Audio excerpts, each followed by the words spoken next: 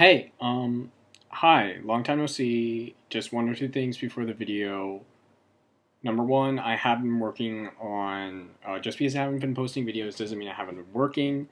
I've been working really hard to make content. I just been really lazy. One video every 1 to 2 days is way too much. I'll try to do one every 1 to 2 weeks. That's much more realistic. Two, the main thing you're going to see in this video is that main change since the last time is that I've attached the arms to a physical body that can respond to physics and such. That in mind, you'll see a lot of physics glitches and probably more jittering than last time. So just excuse it. I'm working really hard, and ironing out these glitches has taken up most of my time. This is better than it was before. You should have seen it before. It's fucking unbelievable. Anyway, to the video. Alright, awkward intro done.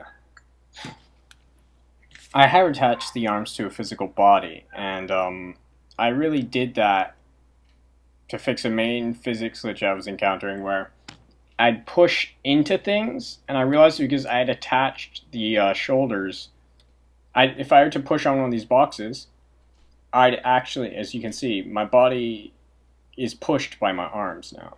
Responds realistically to force. I can kind of do a little hop based on pushing.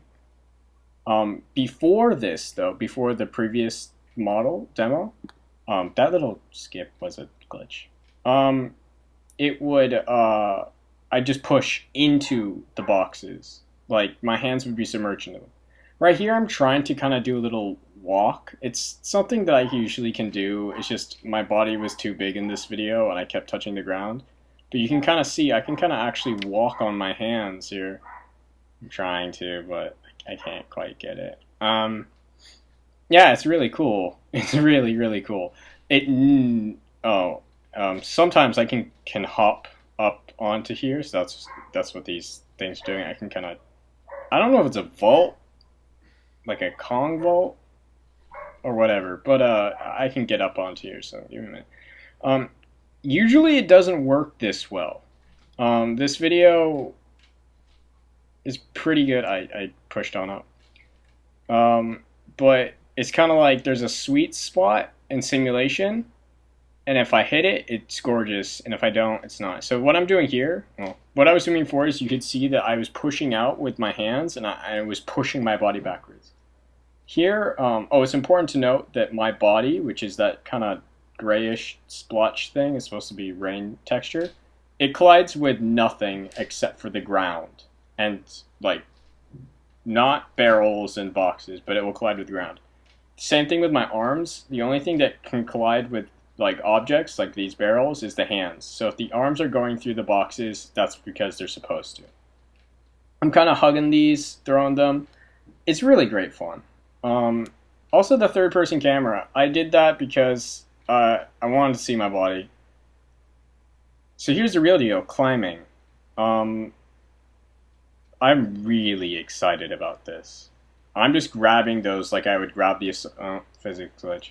I'm just grabbing those like I'd grab the assault rifle or the sword or stick sword.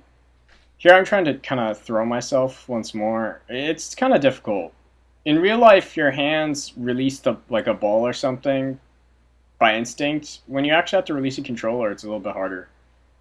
What? I get it on this one. Yeah, see, I threw myself. I actually threw myself by swinging my arm and releasing it. I think climbing has the potential to really, really, really change the way we play games. And it's definitely something I'm really invested in adding into my own thing. Here's a really interesting thing. I increased the friction on my hands. So whereas before I was climbing by creating constraints, here I'm climbing not by creating constraints, but by simply placing my hands on top of blocks. I think I tried it again right here. Yeah, here. See, my right hand is just resting on top. It's not, oh, now it isn't. And I threw myself backwards.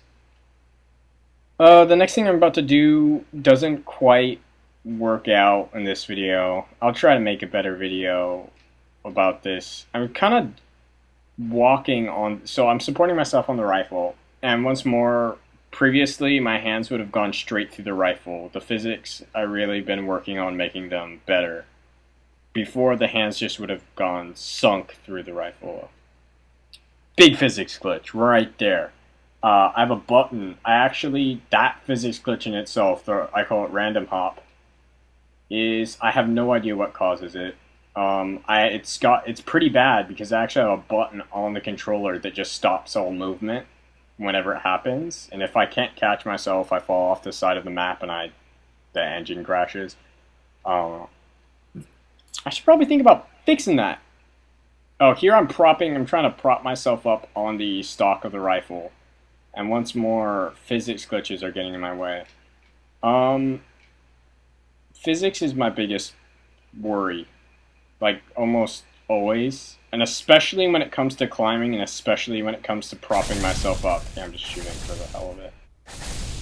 Physics is my main worry, because while some things like holding the rifle can be kind of fibbed by, having it setting its rotation to the rotation between the hands, or having hand snap, things like climbing and things like you saw me pushing off the boxes, like vaulting, they need physics.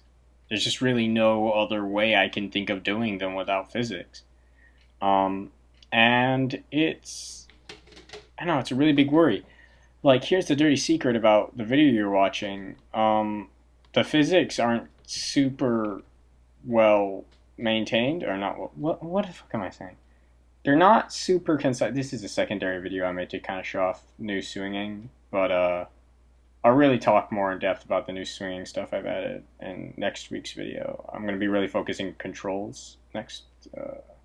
The dirty secret is that this video, or I was running the game at 120 frames per second to get this degree of simulation. Without that, there are too many errors, and I tried both.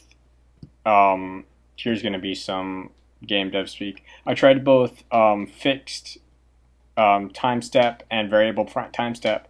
I found that 120 frames per second variable time and a variable time step with a high amount of iterations was the best solution I could find. I think somebody, I cannot remember their name right now. Please, I'm sorry. Somebody in the comments suggested that I do that, and I did that. Problem is that I actually had to record the video of myself, like my real body, using a separate laptop, because if I recorded myself on Windows Movie Maker like I usually do, it dropped the frame rate of the game by 10 frames. And as soon as that happened, I started seeing my body would kind of bounce, like fidget, and I'd eventually just fly away from the map. Physics glitches at just 10 frames per second less. I started seeing, it's like I opened Diablo's gate. And it seemed to, the good news is it seemed localized to the player body, but it wasn't fit enough for me to make a video. So, that's kind of what I want to ask you guys, is 120 frames per second way too much to ask for anybody's computer? My computer seems to handle it just fine, but then again, my computer is a gaming PC, and it's a lot higher quality than most. I guess that's my real question. That's my watch. Stupid watch. Anyway, yeah. Love to hear your suggestions. Love to hear alternatives to physics, or ways that I might be able to handle physics in the future.